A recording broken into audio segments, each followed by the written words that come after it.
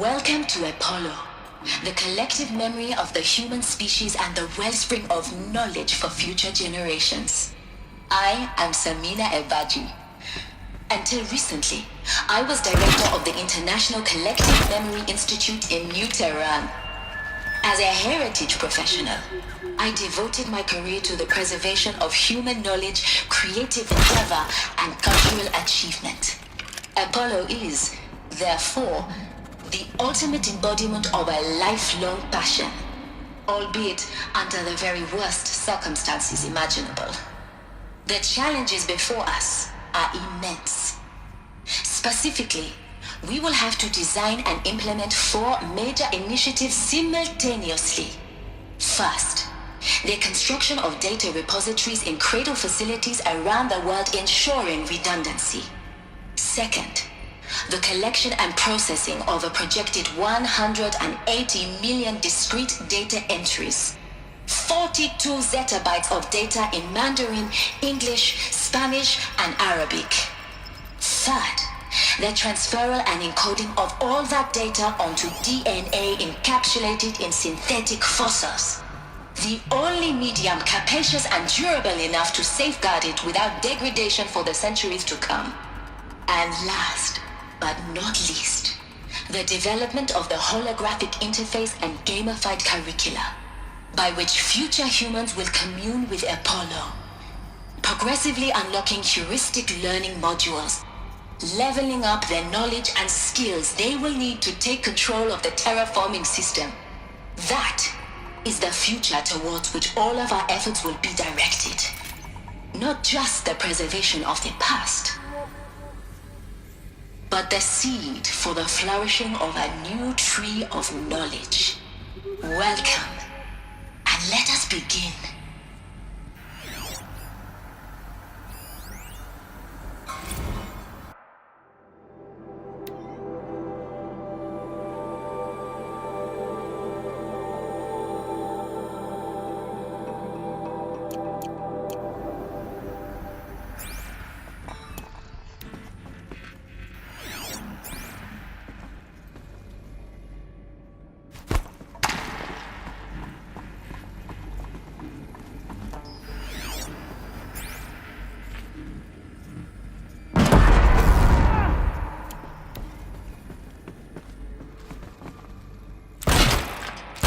Here.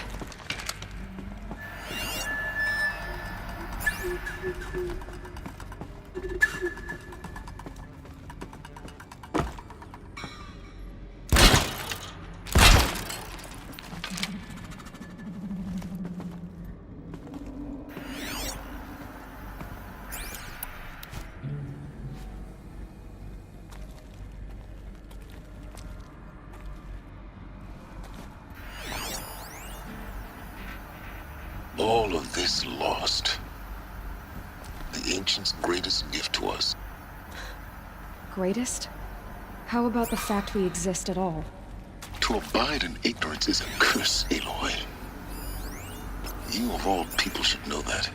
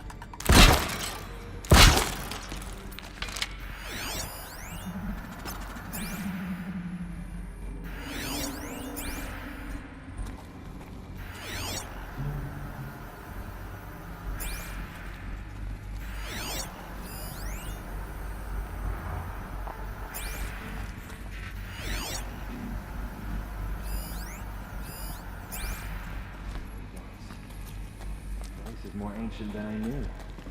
Spotted.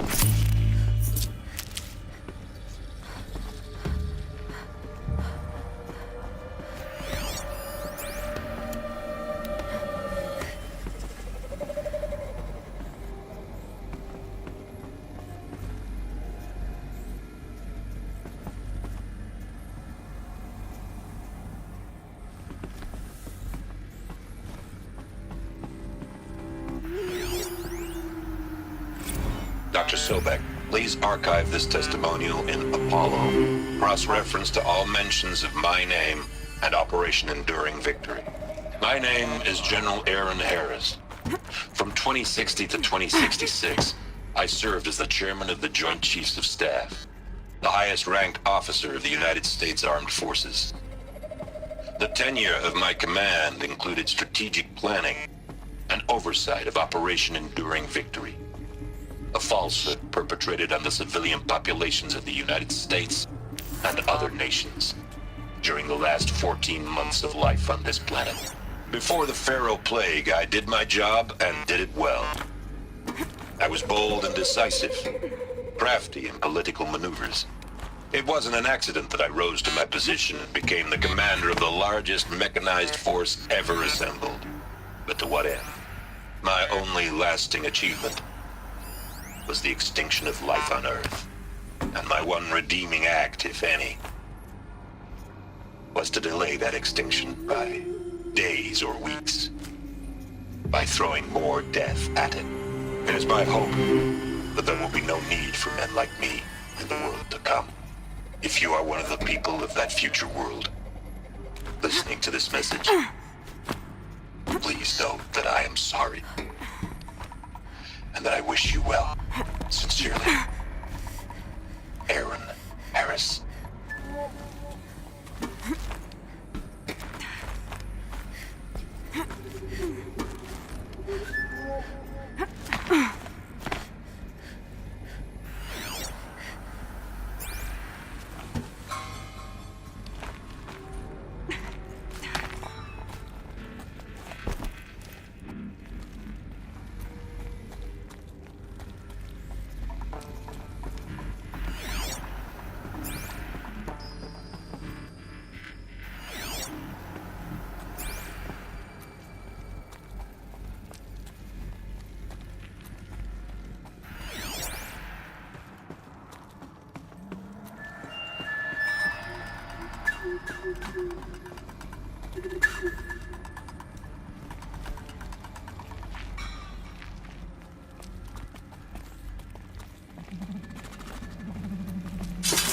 That's the last of them.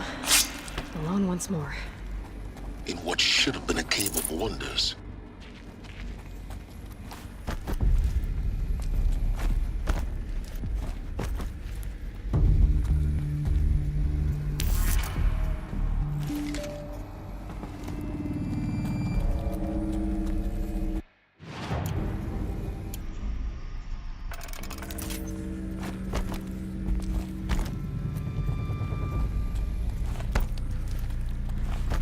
Welcome to Hades, Zero Dawn's extinction failsafe protocol, the ultimate killer app. Now, I know what you're thinking. The purpose of Gaia is to resurrect life. So why give her a subordinate function, only purpose of which is to wipe out life all over again? I mean, what? Just plumb crazy, ain't it?